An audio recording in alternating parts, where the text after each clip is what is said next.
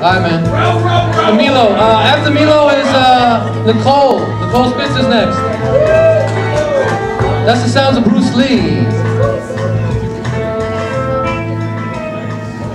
So I feel like this poem needs a little bit of a disclaimer because I know a lot of people really like Bruce Lee, and a lot of people, you know, he was a very influential figure, and I really like him too, but I just don't want you to feel like this isn't enough of a, you know, representation of Bruce Lee, because he's a badass, and I can't really capture that, but you know, I felt like trying anyway. The poem is called Nunchucks. Bruce Lee was the greatest poem ever written, and the recitation of his whipping tail, a fiery lash of breath exhaled, echoes in the work of new students. They say, I am a poem, meaning I am Bruce Lee. Whittling darts at the coffee table, this verse is always prepared to lance itself at enemies, or duck a punch, or kiss a girl, or show up after everyone has been looking for it, or drag out a fearsome whale with his elbow crammed into the ribs of an encroaching assailant, with opposite arm extended, palm open, in the high pitch of a predator.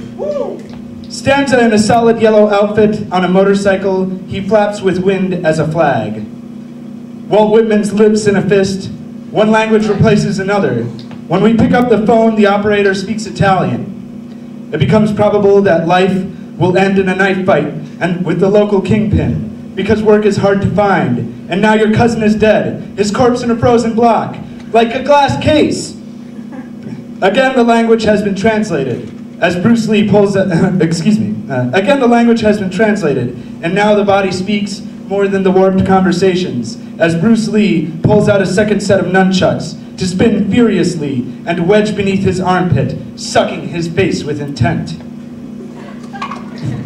Now the house lights and credits, and the student who turns to his neighbor to say, now I realize, now I understand, I was never the poem.